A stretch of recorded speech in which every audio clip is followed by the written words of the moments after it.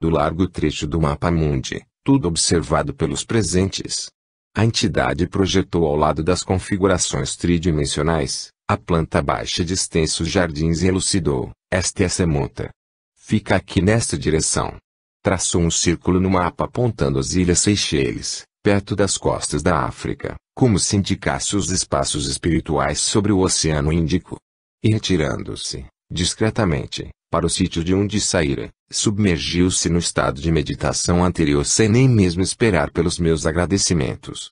Nessa oportunidade, à vista da insistência dos circunstantes, precisei mostrar no mapa vivo configurado na mureta, a área do Rio de Janeiro, revelando de onde procedia. Todos pareciam admirados, quando chegaram outras entidades, uma delas a segunda personalidade da criação mental do amparador, e afirmou-me, categórica: você vive e fala português na Terra. Pense com mais calma em inglês, se puder, que vamos entender-lhe melhor. Estamos em tratamento e em trânsito por aqui. Aproveitando a sugestão, dei início à elaboração de pensamentos em ritmo lento na língua inglesa, dirigindo-me a esse espírito, repetindo o que ouvira, antes, no início da projeção. O Senhor tem muitas possibilidades magnéticas e, dentro em breve, estará de volta à vida humana, não é verdade? O espírito sorriu e ia entabular o diálogo transmental porque reconheceu-me, mas dois outros trazidos pelo enfermo que estivera com a dor de cabeça, vieram convidar-me para local mais isolado intencionando fazer confidências. Foi possível atender a mais alguns espíritos em convalescença, e notei que servia apenas de canal intermediário na assistência invisível executada, realmente, de outra esfera pelos amparadores.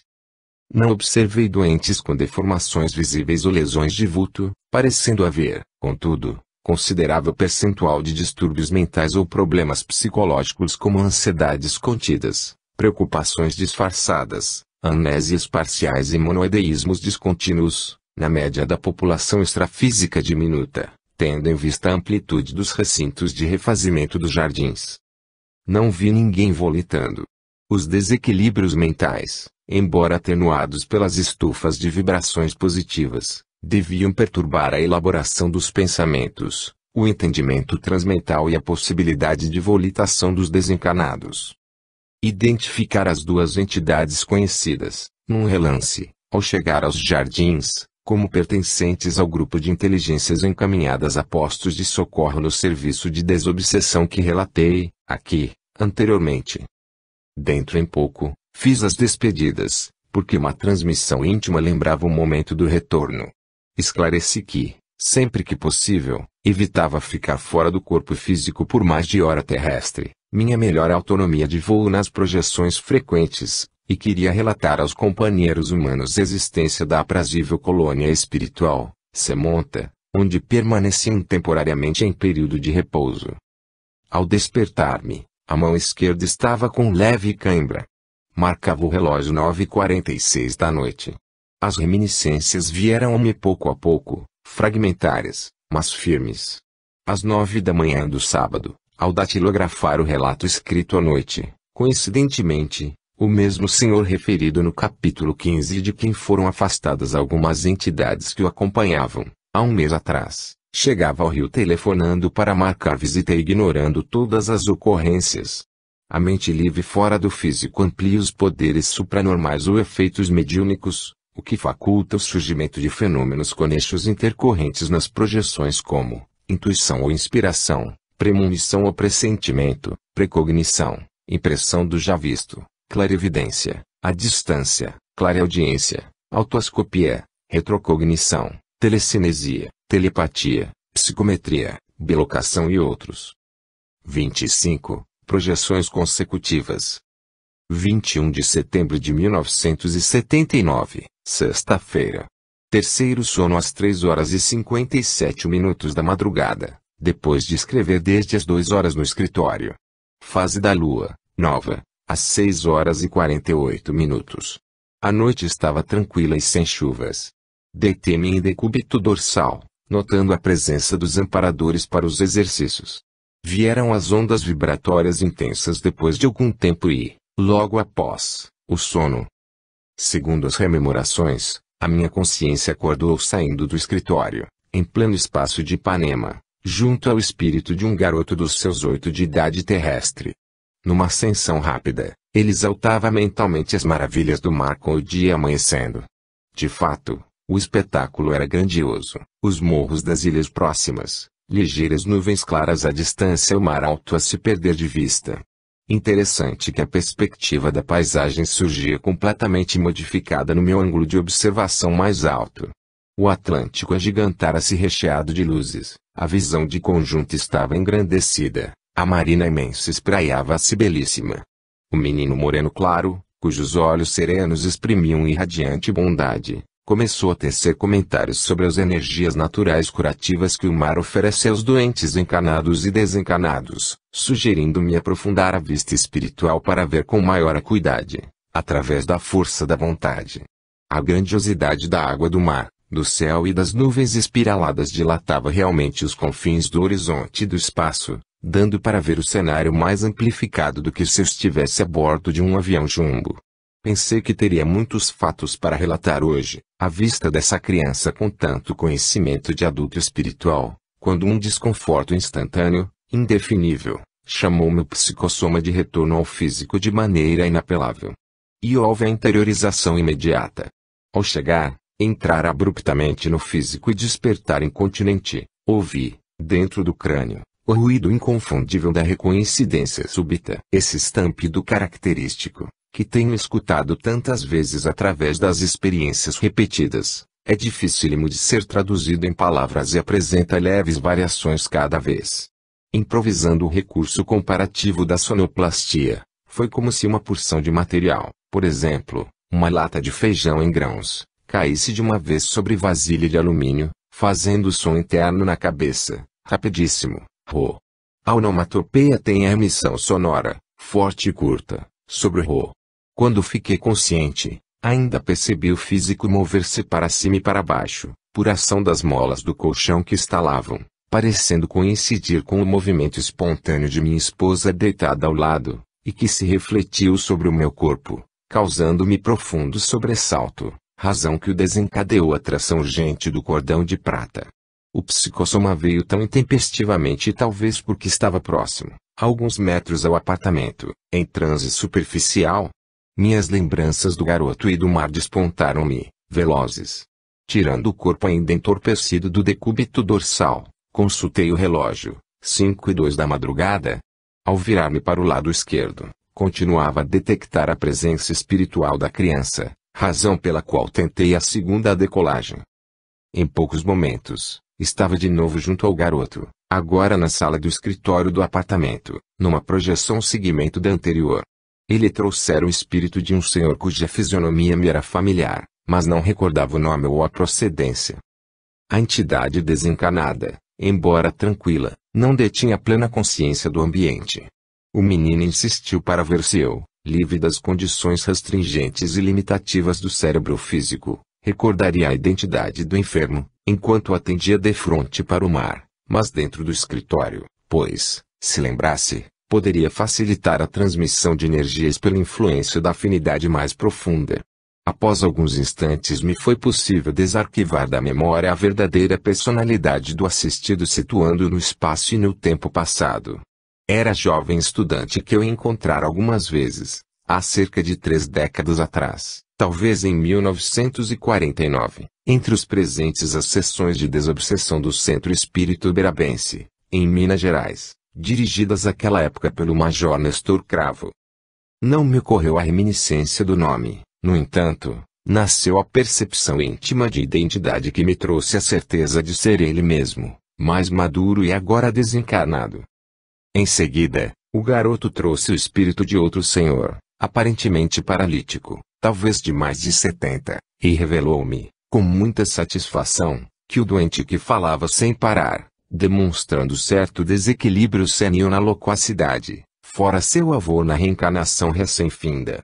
O ancião simpático, bem vestido, tinha bigodes brancos espetados, os cabelos raros também brancos, a cabeça pequena, sendo baixo de estatura, e exibia enorme animação festejando o neto ao lado, que o assistia com todo o desvelo. A intuição extrafísica esclareceu-me que o menino desencarnado é tutelado de ascensão, A colônia espiritual, situada nos espaços sobre Minas Gerais, igual ao Tancredo, rapaz referido anteriormente. A desenvoltura do seu procedimento para com os enfermos espirituais indicava que será médico na próxima encarnação programada. Após alguns minutos e o encaminhamento dos enfermos pelo garoto, fiz as despedidas, houve a volta até o quarto de dormir e a recoincidência rotineira. O relógio assinalava 5h31 da manhã. Como estava quase na minha hora de deixar o leito e sair para o trabalho, não disporei de tempo para escrever este relato. A minha esposa, depois de acordada, ouviu com a paciência de sempre a exposição das duas projeções consecutivas para que o ato de narrar me permitisse maior fixação dos pormenores dos acontecimentos presenciados. 26. Sugestões de investimento. 23 de setembro de 1979, domingo. Temperatura ambiente, 22 graus centígrados. Recolhi meu leito às 18h57, em decúbito dorsal. Depois de alguns minutos, virei-me para o lado esquerdo. A minha consciência estava plenamente desperta num distrito humano em metrópole europeia. Dentro de amplo edifício, eu acompanhava uma entidade desencarnada que solicitou calma nas atitudes e apuro na observação do ambiente circundante. Atravessamos algumas dependências de escritórios de atendimento público, muito bem mobiliadas, confortáveis e ricamente decoradas, que se mostravam desertas no momento. Numa das salas contíguas, vimos elegante senhor encarnado, idade avançada, aparência de extrema integridade, às voltas com documentos e as portas de imensa caixa forte. Na peça à esquerda das instalações do cavalheiro, outro homem, na casa dos 40, sozinho, sobre uma poltrona, com as pálpebras cerradas e os braços sobre os espaldares, parecia profundamente concentrado. 2 outros cômodos à direita eram ocupados, um por outro senhor maduro e o último por 2 encarnados, todos bem acomodados em poltronas, postadas à frente de escrivaninhas, e completamente ensimesmados. Ao atingir a visão global dos escritórios luxuosamente instalados, junto à entidade atenta e tranquila, identifiquei as projeções nascidas das cabeças dos cavalheiros concentrados. E senti um choque emocional, contido a custo graças às surpresas chocantes no passado, ao entender, em segundos, a natureza e a extensão das atividades daqueles homens, no horário noturno, entre um domingo e uma segunda-feira, sozinhos, num silêncio absoluto, sem nenhum assistente ou empregado do terceiro escalão. Eles estavam, nada mais nada menos, que transmitindo sugestões mentais intensivas a determinadas personalidades, também encarnadas, através da atuação do pensamento à distância. As cenas nas psicosferas dos homens isolados eram iniludíveis. Um deles se concentrava com tamanho empenho que enrugava as faces com gestas. E a finalidade dos esforços mentais rotineiros também surgia clara. Procuravam induzir homens de negócios nas decisões sobre altos investimentos que possivelmente vão ser tomadas amanhã, segunda-feira. Atônito com a descoberta do escopo da hipnose teleguiada, precisei aproximar-me ainda mais do senhor da direita e à frente da poltrona onde jazia sentado. Sobre a mesa de escritório, esparramava-se vasta cópia de documentos e, sobre todos, sobressaía a foto grande de outro cavalheiro grisalho, desconhecido. Era a vítima, o cliente em potencial cuja imagem surpreendentemente vinha à tona da sugestão de longe, mais sofisticada e desonesta que eu jamais pensara existir. É a influenciação técnica de encarnados entre si, na guerra de pensamentos, com repercussões inconcebíveis nos 2 mundos. Voodoo eletrônico usado na caça aos cifrões com objetivos inferiores sutis, sem qualquer intenção pura. Revelou-me o fato a exploração psíquica elevada ao máximo grau, porque a força de atuação age sobre criaturas incautas ou com as mentes desprotegidas, a testa de empreendimentos ou empresas das quais depende a sobrevivência física às vezes de milhares de pessoas. Ainda abalado com os detalhes dos papéis, da foto e das projeções mentais, sem nem mesmo desejar aceitar a realidade dessas inoculações mentais, provenientes das irradiações de ideias fixadas pelo homem, a minha solução foi observar as outras 2 salas e o fato, infelizmente, se confirmou. A única diferença era que os 2 homens de colarinhos brancos, na câmara de controle dos pensamentos, evidenciavam a concentração conjunta monoendeica no processo de vampirização, tecendo correntes mentais imperturbáveis, sem quebra do ritmo, tentando com vontade vigorosa modificar o tônus mental de uma só vítima. A entidade ao lado seguia mentalmente minhas observações e descobertas considerando a extensão dos desvios humanos, quando os encarnados subvertem os recursos mais sublimes das energias do pensamento, que podem trazer a cura e o soerguimento espiritual criando alegrias imorredoras, com a finalidade de influenciar homens de negócios, preparando o terreno para persuadir e dobrar opiniões, em busca, exclusivamente, de vantagens econômico-financeiras, na luta pelo vil metal que sempre acabará ficando na matéria densa mesmo. Esclareceu-me que a atmosfera corriqueira dos escritórios era um pouco mais pesada e difícil devido à invasão de entidades caprichosas e enfermiças, obsessores potentíssimos nos jogos mentais desonestos, que auxiliavam os hipnotizadores contra os hipnotizados sob controle remoto e que, na oportunidade, tinham sido temporariamente afastados para possibilitar a nossa visita tranquila e o exame minucioso do ambiente. E rematou as ponderações. Respondendo às insistentes indagações, vemos aqui o obstáculo natural à generalização do fenômeno dos desprendimentos espirituais. Já pensou o projetor que alimente essas intenções? As sugestões inferiores poderão ser diretas e muito mais desastrosas. Contudo, ninguém engana a justiça maior. Os ressarcimentos inevitáveis podem aparentemente demorar, mas chegam sempre. Ninguém está livre de ser vítima das próprias obras. Quando Mesmer, Charcot e outros luminares da história do magnetismo animal poderiam pensar num serviço desses, tão bem sistematizado, sobre pisos tão sólidos e alicerces tão carcomidos?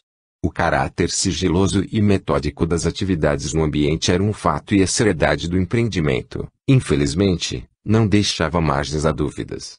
Os desmandos estão sendo praticados permanecendo insuspeitados e, o pior de tudo, impunes porque inalcançáveis pelas leis humanas, cujos códigos penais e civis ainda não puderam estender parágrafos para coibir avanços de infrações desse quilate.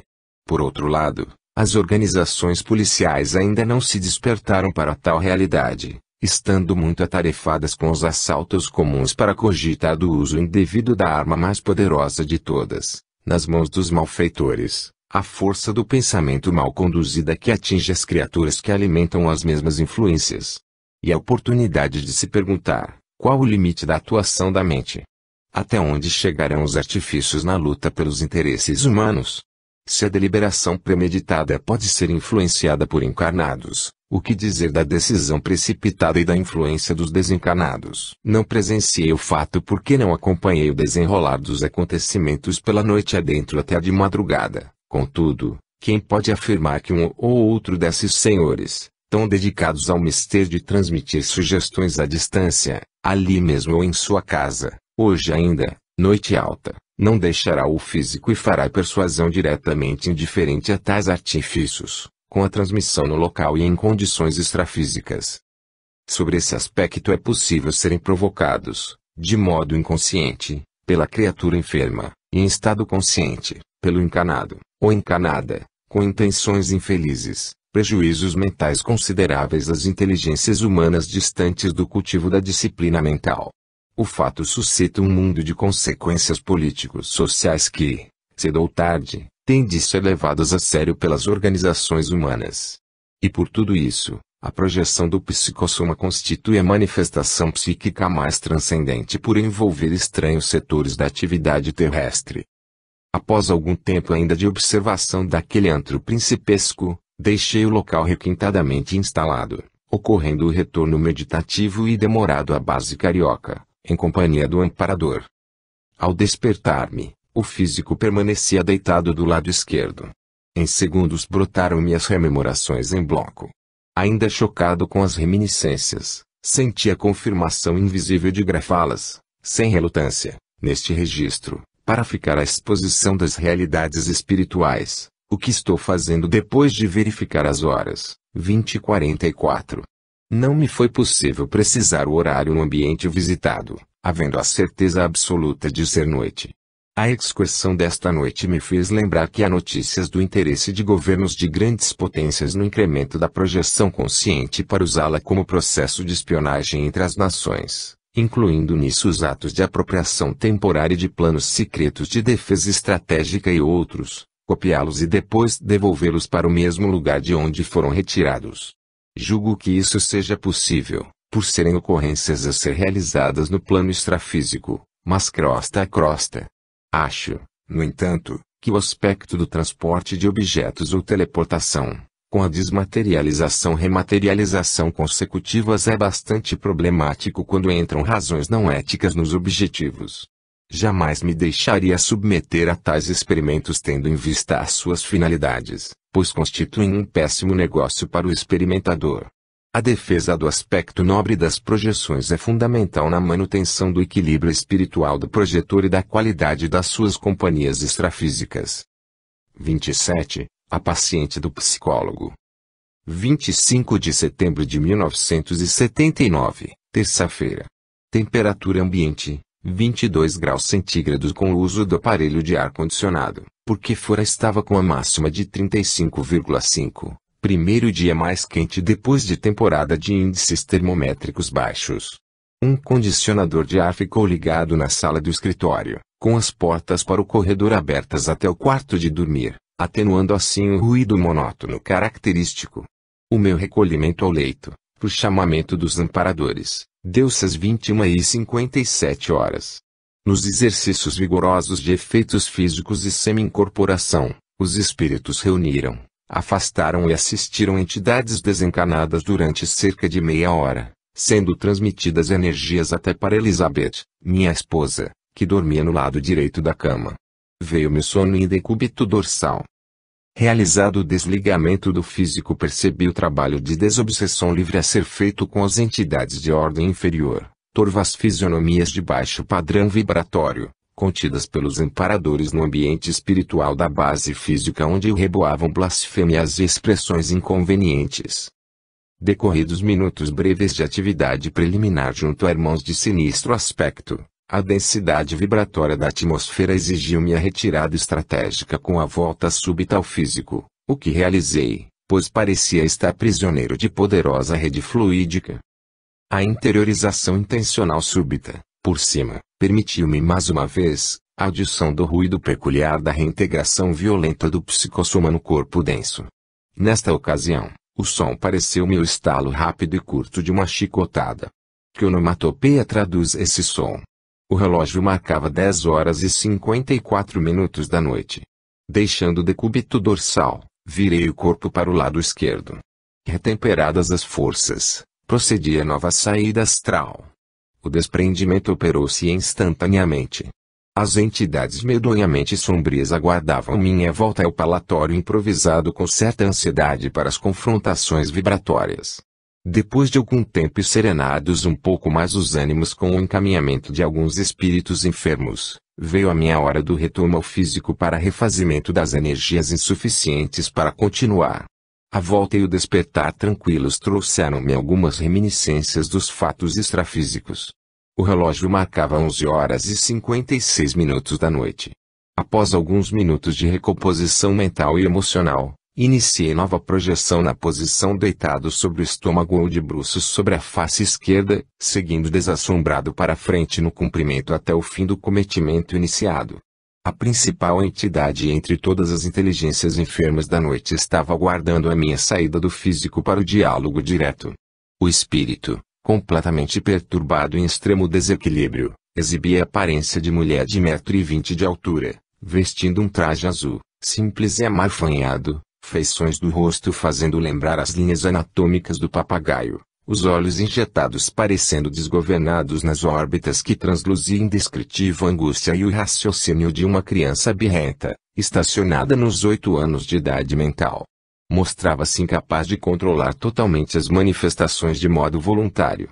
Precisei pegá-la com as mãos, abraçá-la como se fosse uma criança e tentar, com a ajuda dos amparadores, não entrevistos no local na oportunidade, a sugestão profunda para a doentinha dormir. Após algum tempo fazendo as vezes de babá e enfermeiro, com a espontânea compaixão fraterna que a enferma inspirava, Foi possível provocar o sono impressionante da paciente desencanada, que conservava os olhos abertos e as pupilas embaciadas como se estivesse igual a um cadáver. Veio-me a sugestão para ficar de pé, imóvel, cingindo a entidade por algum tempo até que o sono espiritual atingisse a velocidade cruzeiro e ligasse o piloto automático das profundezas do subconsciente espiritual. Um amparador, daí a pouco, tomou-se a incumbência de conduzir a enferma cuja atuação nos episódios extrafísicos assemelhava a seu inocente útil que, impelido pelas circunstâncias, torna-se líder, sem o saber, de manifestação pública de quebra-quebra. Algumas entidades pareceram subverter o sistema vibratório de vigilância transpondo o cordão de isolamento existente no local e penetrando o centro dos acontecimentos. Contudo, algo aconteceu de imediato que os assustou, causando a debandada geral no mesmo instante. Daí a momentos houve o sereno retorno ao físico. Minhas tarefas da noite estavam encerradas fazendo nascer-me um sentimento intenso de paz interior. A assistência espiritual nos serviços de desobsessão traz compensações íntimas imediatas. Ao despertar-me persistia clara e movimentada na memória as reminiscências e as tristes feições da doentinha à frente, particularmente os olhos. Verifiquei o tempo, 58 minutos depois da meia-noite. Após esse terceiro desprendimento consecutivo, os amparadores esclareceram a situação extrafísica. Por que não dizer? As entidades infelizes, desta vez, foram aliciadas por Elizabeth, que serviu de isca espiritual para ajudar a uma das comadres conhecidas da escola onde estuda o Arthur, mãe de uma das suas coleguinhas contemporâneas que, segundo o relato da própria Elizabeth, está em tratamento com psicólogo, seguindo recomendação criteriosa de autoridade responsável do colégio. E tudo se esclareceu. O espírito enfermo da mulher era a companhia principal da criança superexcitada, desconhecida por mim. Depois da troca de ideias com Elizabeth sobre os acontecimentos, dei início ao manuscrito deste registro reafirmando intimamente que todos os títulos de gratidão humana permanecem inexpressivos ante a benevolência dos benfeitores espirituais. 28. Advertência oportuna. 28 de setembro de 1979, sexta-feira. Terceiro sono, deitei-me do lado direito, às 2h22 da manhã, depois de breves exercícios. Os aparelhos dependurados na parede do quarto de dormir marcavam 24 graus de temperatura, tempo variável e umidade 75%. Estes dados são anotados visando aqueles que desejarem estudar as relações entre a atmosfera e a base física da decolagem dos desprendimentos. A consciência voltou-me entre várias entidades desencarnadas que afirmaram levar-me a visitar distrito espiritual distante. E, realmente, depois de passar por diversos lugares e diferentes atmosferas, atingi a entrada de uma colônia de tratamento de enfermos desencarnados. Após algum tempo, apareceu repentinamente no ambiente um espírito alegre, vibrátil e pleno de vitalidade, que reconheci imediatamente como sendo José Pedro de Freitas, o famoso e inesquecível médium, Arigó. A minha comoção irrepressível foi enorme. Depois de algum tempo de refazimento da intraduzível emotividade e acalmia dos pensamentos, ia lembrar o espírito Arigó, as notícias correntes a seu respeito na atualidade terrestre, como o telefonema do Eli, seu irmão consanguíneo, semanas atrás, a longa-metragem sobre a sua vida que está sendo rodado nos Estados Unidos e dezenas de outros assuntos, quando atravessou os pensamentos e, na sua maneira característica, cortou-me, rápido. Não. Não falemos dessas coisas. Não me sinto bem falando de mim. A vida na matéria é um pouco complicada. Quero falar sobre os seus desdobramentos. Então, você é desses pijamudos que andam por aí e que tem quiabo no perispírito? Vamos, conta lá. Tentei mostrar a ele que era simples subalterno na condição de aprendiz dos amparadores, envergonhado sempre com os sofríveis desempenhos apresentados no serviço que requer dedicação e vontade de acertar, mas ele interrompeu a elaboração de minha conversa mental. Sabe, Valdo, me disseram por aqui que você saiu voando que nem doido com seu filho e outras coisas. Vou lhe dar um recado. Leva os trabalhos a sério. O desdobramento e os efeitos físicos estão na raiz de tudo. Sabe que tive muitos desdobramentos na minha vida. Mas não houve tempo de ligar muito. A minha vida foi muito atribulada. Não seja assim, leva o negócio a sério. É por aí que a gente pode aprender mais.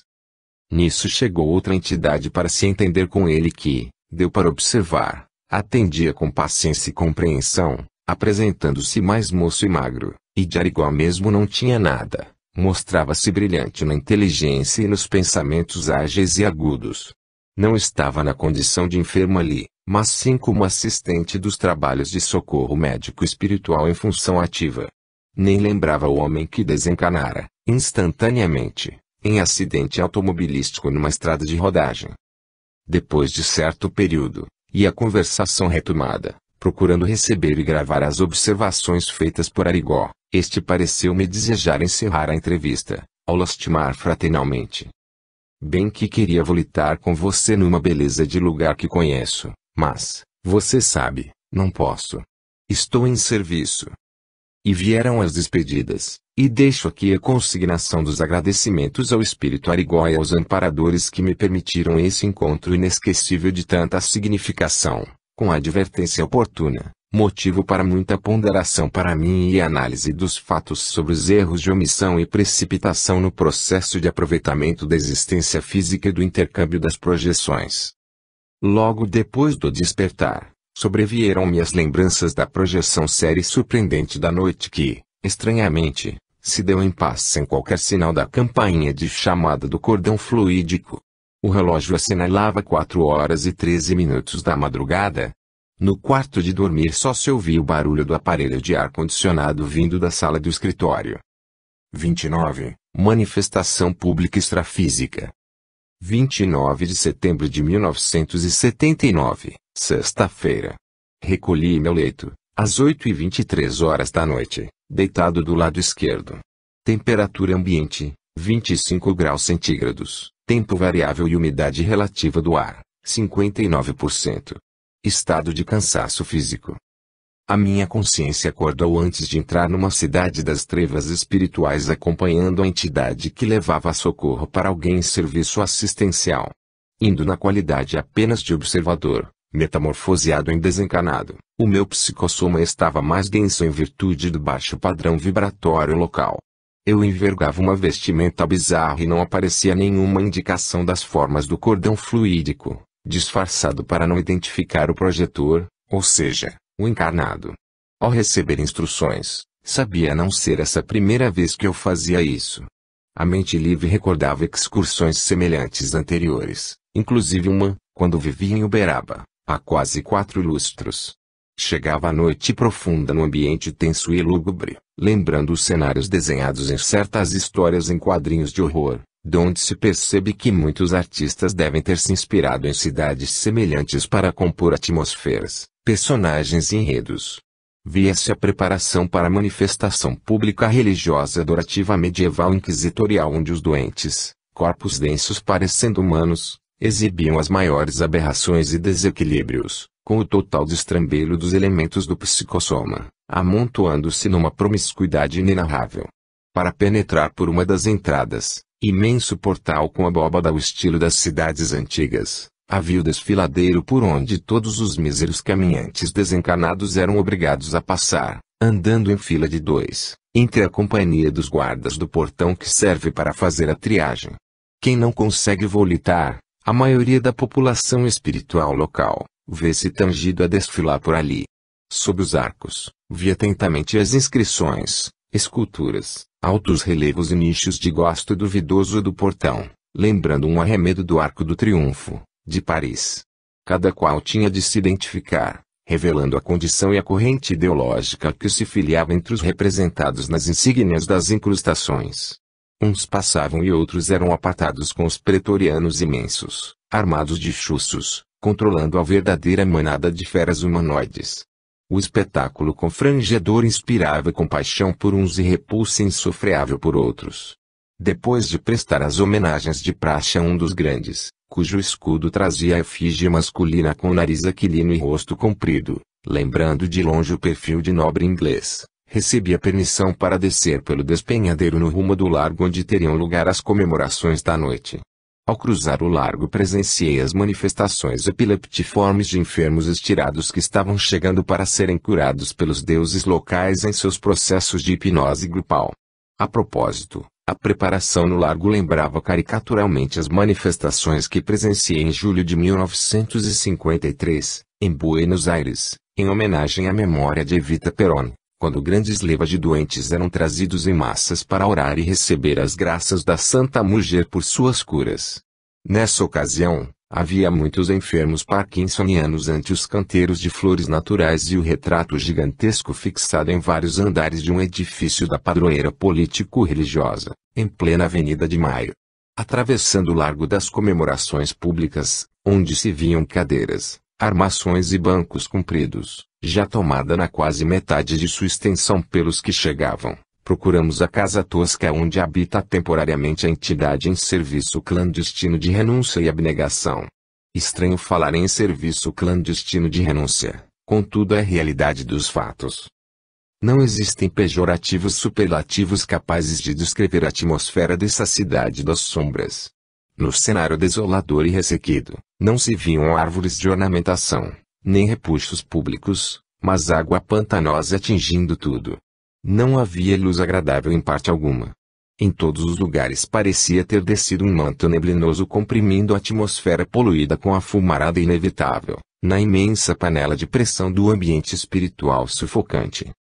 De quando em quando, via-se a tropelia de um grupo se desfazendo em tumulto, pondo as criaturas de rostos transfigurados a correr em todas as direções, em cujos centros estavam sempre os vigilantes possessos e implacáveis.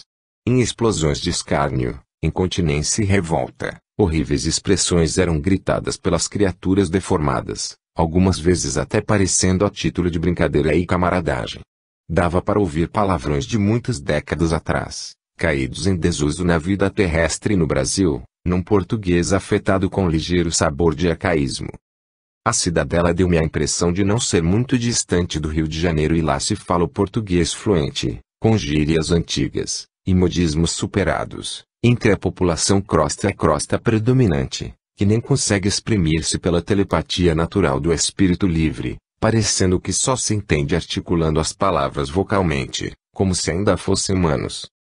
O reduto onde reside a entidade assistente com várias outras sofredoras, segundo o imperador que estava ao lado, é dos mais limpos e, mesmo assim, apresenta-se num estado indescritível de imundícia camuflada, exalando nauseante bafio que dá asco a qualquer forasteiro normal. Momentos antes de atingir o largo onde todos deviam comparecer, vieram 3 companhias de pretorianos fiscalizando internamente a tapera em forma de casinhola que, ao fim, ficou vazia com todos os residentes retirados para participarem da manifestação pública. Ali, os soldados procuravam manter o silêncio impossível em meio à algazarra, enquanto chegava mais gente. A essa altura, 3 pigmeus apareceram com espadas, deviam ser os agentes secretos das autoridades, e foram diretos à interpelação de todos os presentes na roda. Em momentos bateram na minha direção.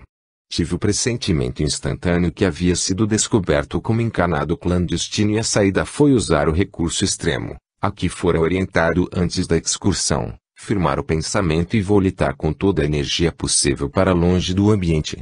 E isso foi feito com os pigmeus, logo abaixo, olhando para cima e vibrando indignadamente as espadas no ar cinzento. Não sei porquê, sentia que as espadas poderiam me fazer algum mal. De que modo?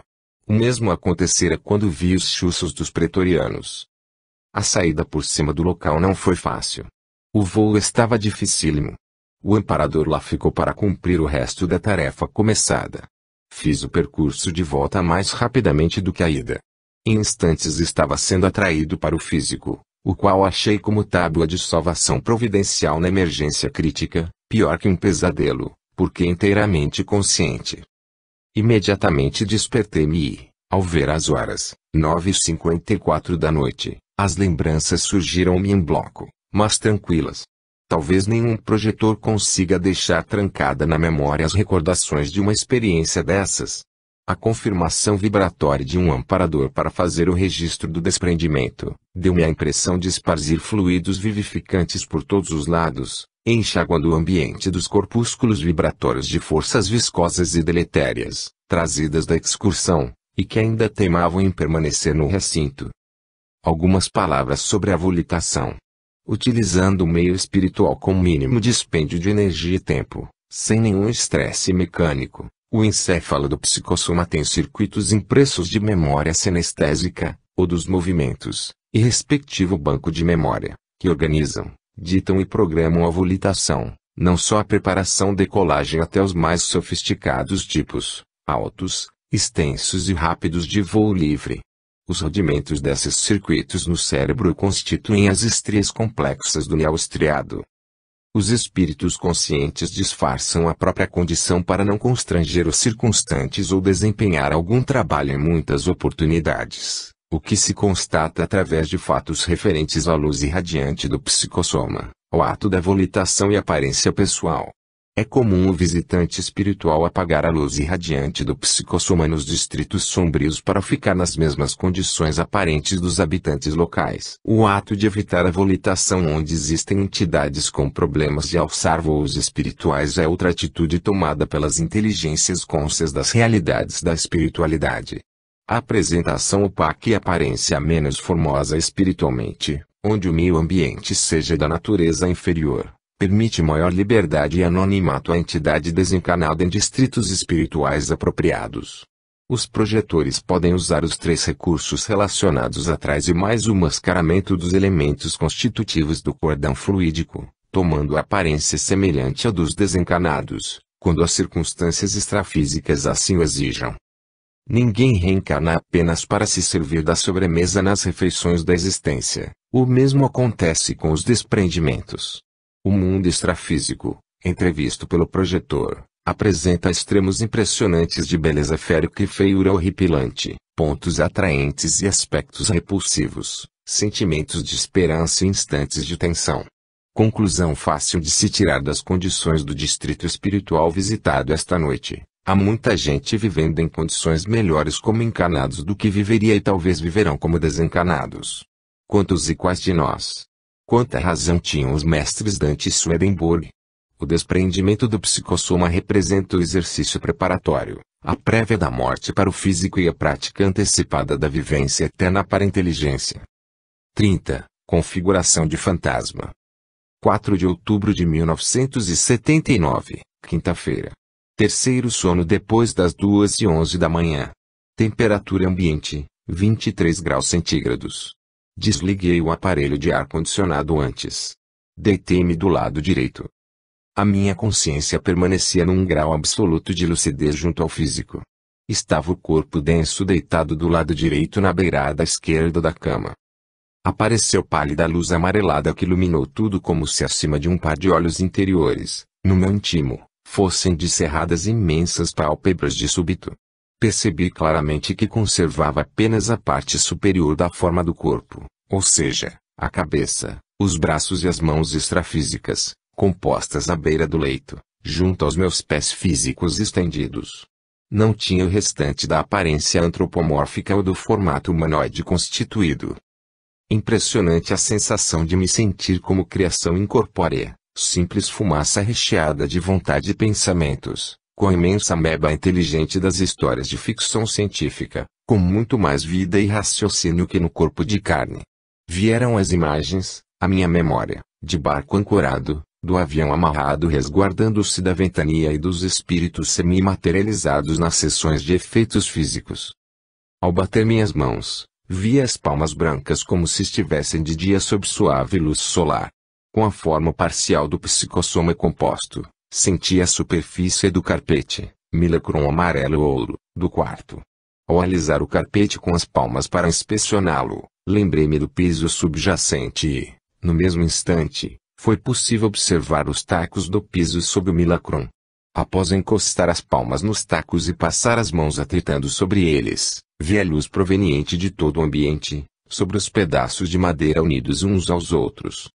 Pensava em inspecionar mais as instalações físicas do quarto, quando nasceu-me aquele desconforto global indefinível, e ainda me foi possível cogitar que estava junto demais do corpo denso, dentro do perímetro de atuação totipotente do cordão fluídico, Essa variação de cordão umbilical até 4 metros de distância do físico, o psicossoma apenas parcialmente exteriorizado no piso, e com o desconforto adamonitório muito forte era melhor entrar pelo físico adentro. Elaborei esta série de considerações mentais, em décimos de segundo, e acordei incontinenti seguindo a consciência serenamente sem nenhum hiato. Penso que, junto ao físico, as ações mentais no psicossoma dão a impressão de serem ainda mais relampagueantes. A formação parcial do psicossoma próximo ao físico se deveu ao breve período ainda inicial da projeção e à pouca exteriorização de energia mental na ocasião. Onde se situa essa sensação de desconforto dentro desse nevoeiro vivo? A aparência do psicossoma está na dependência direta do mundo mental do projetor. Doenças e distúrbios do físico e da mente alteram o psicossoma geralmente para pior. Boa disposição orgânica e lucidez extrafísica rejuvenescem, harmonizam e melhoram as formas do corpo espiritual. Não percebi qualquer entidade desencarnada por perto. Consultei o relógio, 2h38 da manhã.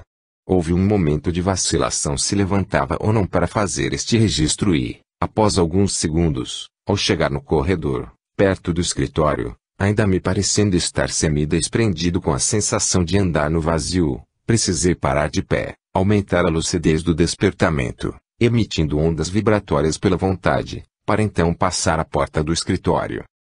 Toda vez que acontece esse fato, vem-me a sensação de desperdício dessa força estuante que sai do físico.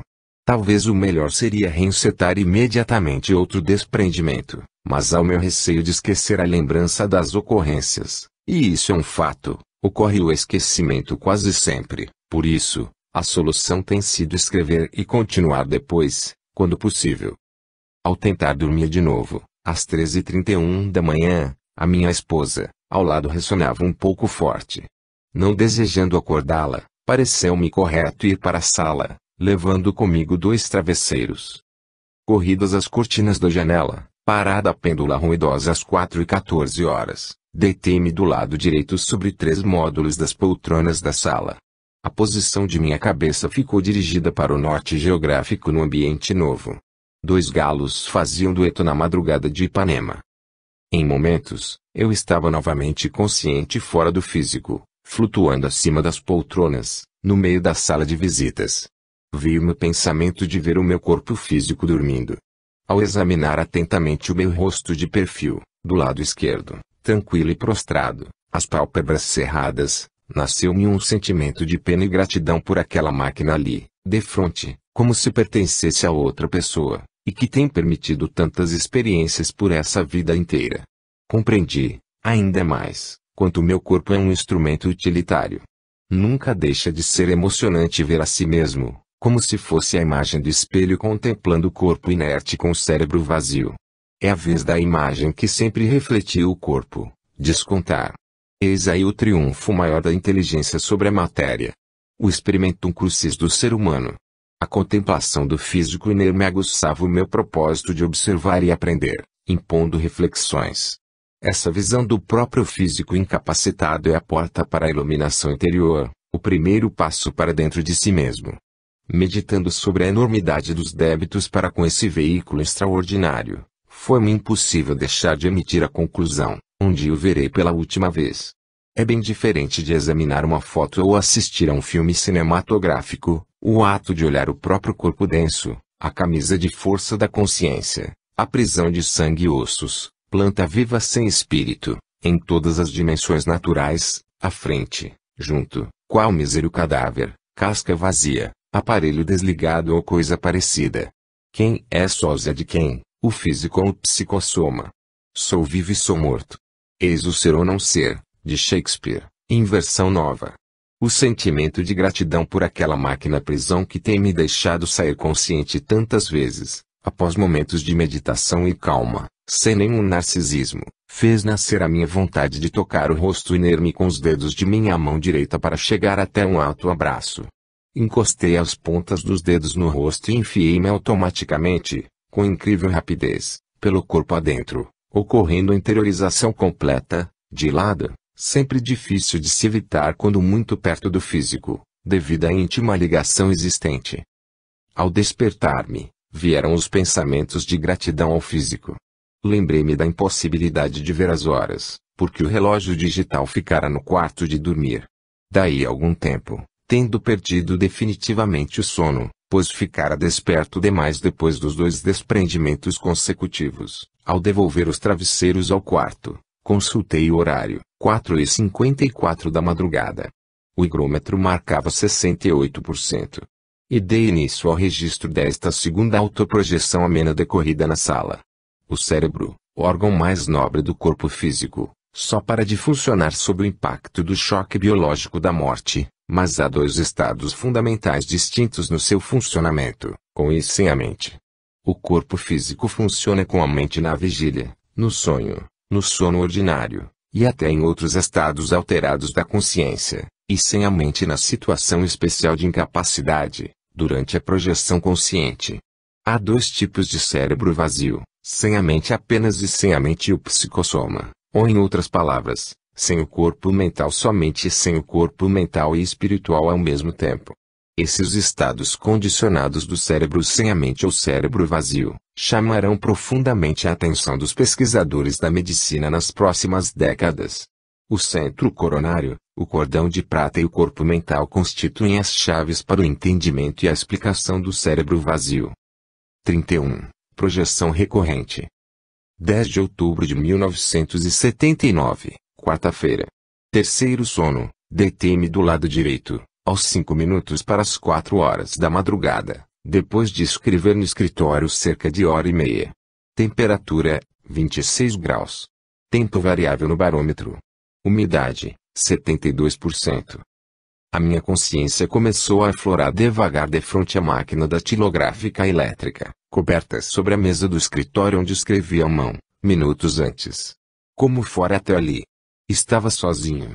Parece que o deslocamento foi ato inconsciente ou movimento mecânico em prosseguimento à ação na vigília anterior ao transe, numa ocorrência de automatismo mental. Antes de ir dormir, eu programara, no íntimo, datilografar pela manhã o que estivera escrevendo manualmente durante a madrugada, como às vezes o faço. A mente subconsciente sugeriu a ação e a vontade subconsciente acatou a sugestão. Como se observa, mesmo sem sobrevir choque, acidente ou doença, a pessoa pode se surpreender numa experiência fora do físico. Ao contemplar a máquina e sentir que me era possível enxergar dentro, numa endoscopia espontânea, como se o instrumento fosse simples armação de cristal, irrompeu meu pensamento incontinente: estou projetado. Vou lá. Numa plenitude de vida e extrema facilidade de pensar, estava realmente aguardando essa ocasião, alimentando no subconsciente uma ideia-alvo, ou um local-alvo. Sabia que não sonhava devido à vivacidade, à lucidez e ao charme peculiares ao desprendimento. O psicossoma, bastante substancial para deslocar-se por inteiro, apresentava-se inflado de energia.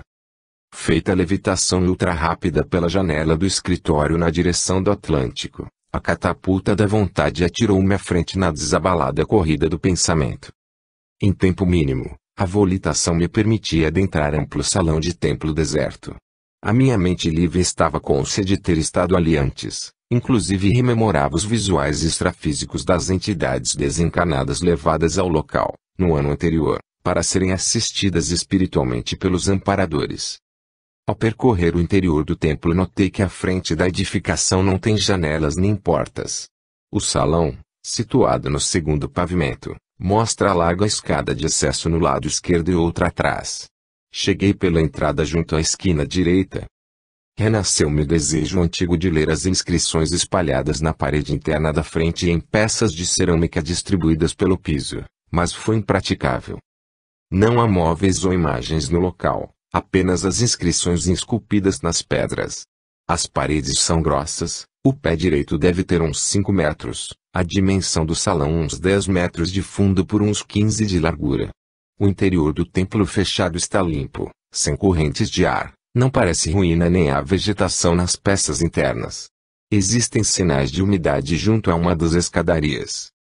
Nas imagens das pedras aparecia a figura de um homem pintado de preto com as pernas e os braços abertos. Não havia entidade tangível discernível na atmosfera interior fracamente iluminada em tom alaranjado. O silêncio era total lá dentro. Sabia com toda a convicção estar num lugar físico na África. O ambiente inexplorado pelos homens situa-se dentro de espessa mata e a visita era mais uma da série feita àquele lugar em várias oportunidades anteriores, sendo o caso típico de projeção recorrente, ou que se repete, pois a mente livre e gastada ali, desenvolve uma sequência de experimentações com a intenção de descobrir detalhes desse templo, explorar a sua história e coletar dados correlacionados com todo o distrito. Por quê? Simples capricho, ligação emocional com o ambiente, estudo útil ou atração magnética do local. Continuava contemplando as cerâmicas com inscrições do piso, sentindo as vibrações gravitantes do ambiente, quando houve o chamamento enérgico do físico e a minha interiorização de lado ocorreu momentos depois, com enorme desapontamento para mim. Ao despertar-me, imediatamente, o físico estava deitado do lado direito. Como sempre, eu nada sabia quanto ao tempo que estivera fora ou quanto demorara o desprendimento. O relógio marcava 4h36 da madrugada. Os galos cantavam anunciando o dia. E a minha consciência prosseguia desperta sem ter sofrido qualquer descontinuidade. O cérebro se achava em estado de coligir as menores recordações do voo anímico instantâneo, nítido e coerente. A alegria advinda deste desprendimento persistiu ao longo de todo o dia. 32. Projeções com testemunhas. 14 de outubro de 1979, domingo. Recolhi meu leito às 8h25 da noite. Temperatura, 24 graus. Umidade, 62%. Deitei-me em decúbito dorsal, os pés separados e as mãos sobre as pernas. Os exercícios intensivos de exteriorização de energia tiveram início através das contrações dos músculos mastigadores e movimentos típicos de passes com os braços e as mãos, sob a orientação do espírito José Grosso.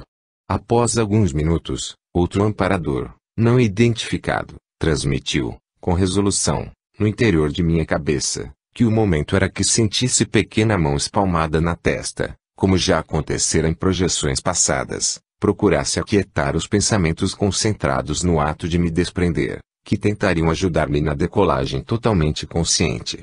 Após, talvez, uns 40 minutos, em que conservei a mente em prece expectante, mantendo o desejo decidido de me projetar, surgiu o invisível destra pousando sobre o centro de minha testa, pressionando com a palmária glabelar.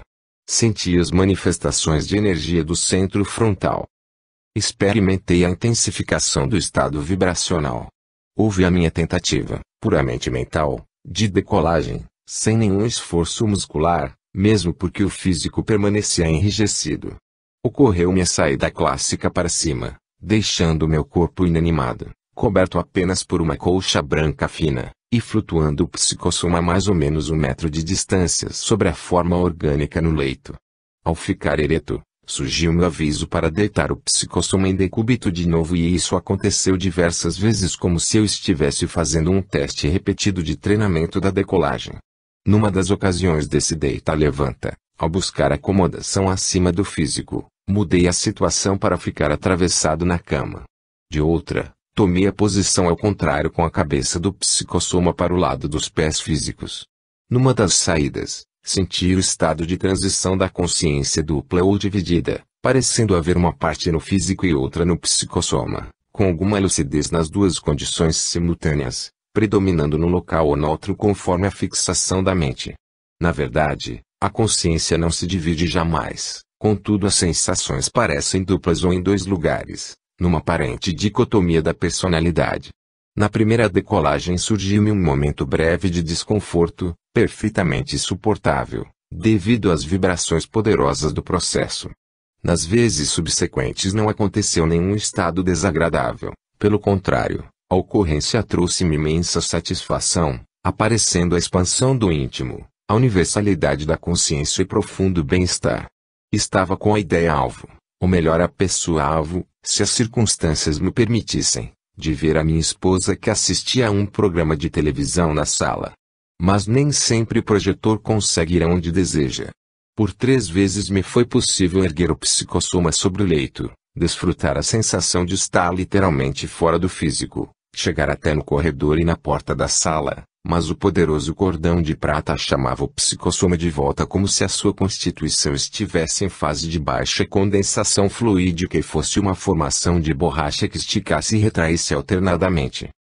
O fato demonstrava que o psicossoma permanecia todo o tempo dentro do perímetro ou faixa de influência vigorosa do cordão de prata, estando eu numa deambulação condicionada e restrita, fazendo as vezes de água sendo absorvida pelo físico esponja ou de partículas sugadas pelo físico aspirador. Evidentemente, eu estava num treino de neutralização da sensibilidade.